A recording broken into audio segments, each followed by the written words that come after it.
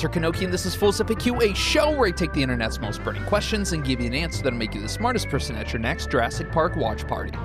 On today's episode, Extinction's worst comeback tour. So if you're listening to this right now, I'm sure at some point you've seen a headline such as, "Company promises woolly mammoths by 2030, and part of your brain goes, "There's no way, that's science fiction," but another part goes, "Okay, but if they do this, are dinosaurs next? And where do I sign up for my own pet dodo bird?" Now, bringing extinct species back pushes every button at once. It sounds epic, it sounds a little wrong, it sounds like justice for animals we wiped out, and it also sounds like the setup for a movie where things go badly for the humans. Now, underneath the hype is a simple question. Is this just marketing, or are we actually close to reviving extinct species? And if we are, what does quote-unquote bringing them back really mean? Are we resurrecting the exact animals that disappeared, or building very committed lookalikes? And even if we can, are we fixing the past or just flexing new science toys? Today, we're going to unpack what de-extinction really is, what's actually possible, and why the answer lives somewhere between Jurassic Park and calm down, it's complicated. So first, a reality check. Once the last individual of a species dies, the exact lineage is gone. You don't just get the original back. In the strict sense, extinction is permanent. So when scientists talk about de-extinction, they're not promising literal resurrection. What they usually mean is creating a proxy, a living animal that's genetically and functionally very similar to the extinct species, especially in how it behaves and shapes its environment. The goal isn't just make a furry museum exhibit. It's to restore lost ecological roles, the way animals graze, trampled, spread seeds, or reshape landscapes. Now, think of it less as summoning a ghost and more as casting a very convincing understudy to play the same part. That sounds like a technicality, but it does matter. We're not undoing extinction. We're seeing whether we can build something close enough that nature doesn't notice too much. So, how do we even do that? One idea is cloning, the Dolly the sheep method.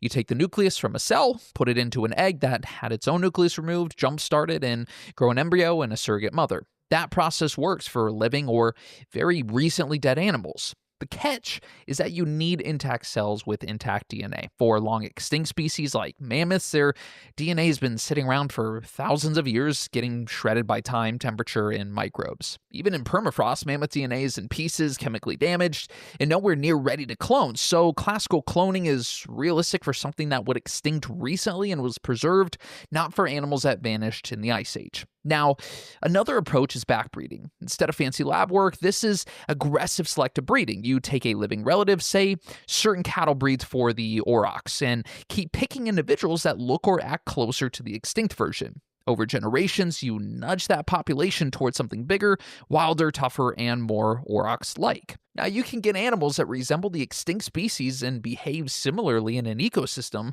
but genetically, they're still modern cattle, rearranged, not true aurochs. It's basically very committed cosplay, useful for some ecological goals, but not resurrection. The star of the show, though, is genome editing, especially CRISPR. Now, CRISPR is like a molecular find and replace for DNA. You program it to go to a specific gene, cut the DNA there, and then you tweak or swap in the version you want. And for de-extinction, the rough playbook looks like this. Scientists sequence the genome of the extinct species from preserved remains, for example, frozen mammoth tissue. The DNA is fragmented, but with enough overlapping pieces, you can reconstruct a big chunk of the original genetic sequence. Then they compare that sequence to the closest living relative. For mammoths, that's the Asian elephant. Line them up, spot the key differences, and highlight the genes likely tied to classic mammoth traits, such as thick hair, small ears, cold-adapted blood, extra fat. And then the next step, edit those mammoth-style genes into living elephant cells in the lab using CRISPR. Over time, you built a hybrid genome, mostly elephant, but with a set of mammoth upgrades that should make an animal better suited to cold and open environments. Once those edited cells look viable, you can now use cloning techniques again.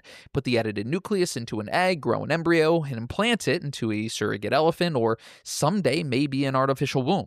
If it all works, you don't get a pure mammoth, but you do get a mammoth-like elephant, a proxy that might be able to live in cold habitats and play a similar ecological role to the original mammoths. Pieces of this are already happening in labs. Mammoth genes tested in mice, mammoth edits put into elephant cells, and detailed roadmaps for how you go from ancient DNA to a living edited animal. On a small controlled scale, it's not just pure science fiction anymore. So now, that begs a question, how close are we, really? Well, technologically, we now have decent genomes for several extinct species, powerful tools to edit many genes at once, and proven methods for cloning some mammals. For a select few species with good DNA and close living relatives, creating a handful of proxy animals in the coming decades is plausible. But there are big hurdles between cell dish and living herd.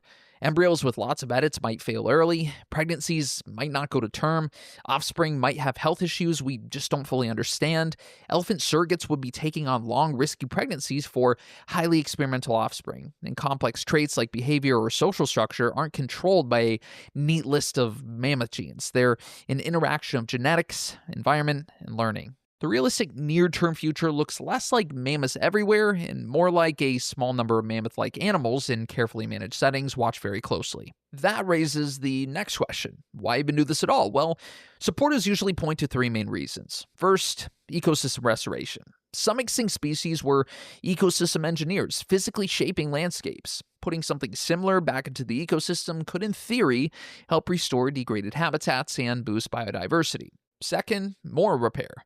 Many recent extinctions are clearly our fault. Some ethicists argue that, in at least a few cases, trying to restore a lost species could be a part of acknowledging and partially repairing that harm. And the third, spin-off benefits. The techniques needed for de-extinction, preserving cells, managing genetic diversity, editing genomes, are also powerful tools for saving endangered species that are still with us today. The Flashy Mammoth Project might drive innovations that quietly help rhinos, amphibians, or other fragile populations. On the other hand, critics have serious concerns. One is animal welfare. De-extinction could mean many failed embryos, miscarriages, and unhealthy offspring, plus repeated high-risk pregnancies for surrogates like elephants. That's a lot of potential suffering for intelligent social animals. Another is ecological mismatch. The world mammoths lived in doesn't exist anymore. Climate, vegetation, and other species have changed, and humans have taken over much of the landscape. Even a well-designed proxy could struggle or cause new problems in today's ecosystems. Then there's simply the distraction problem. High-profile de-extinction projects risk pulling attention and money away from protecting the species and habitats we already have. If people start to believe extinction is just reversible, they might feel less urgency about preventing it in the first place. Now, because of that, many conservationists and ethicists land on a cautious middle ground. De-extinction might be acceptable in some carefully chosen cases with strict safeguards, but it should never replace old-fashioned conservation. So, can we actually bring extinct species back to life? Well, in the strict sense, no. Once a species is gone, you can't resurrect the original line-for-line version. But for certain species, especially ones with good preserved DNA and close living relatives, we're getting close to building proxies, living animals that are similar enough, genetically and ecologically, to stand in for what was lost. The tools are cloning, selective breeding, and CRISPR-based gene editing, and the results, at least for now, are likely to be small, carefully managed populations, not wild herds flooding back onto the landscape. Now, whether that's brilliant ecological engineering, an ethical minefield, or some of both, depends on how and why it's done. So, the next time someone says, we're bringing the mammoths back, you can say, sort of, more like we're trying to build their very convincing cousins, and then arguing about whether that's genius conservation or just the most complicated guilt trip in history. And that, at least, should make you the smartest person at that Pleistocene rewatch party. Thank you so much for listening to Fool's FAQ. Feel free to leave a 5-star rating wherever you get your podcasts, as it also helps new listeners discover the show. For more fascinating answers to your burning questions, subscribe wherever you get your podcasts, and always stay curious.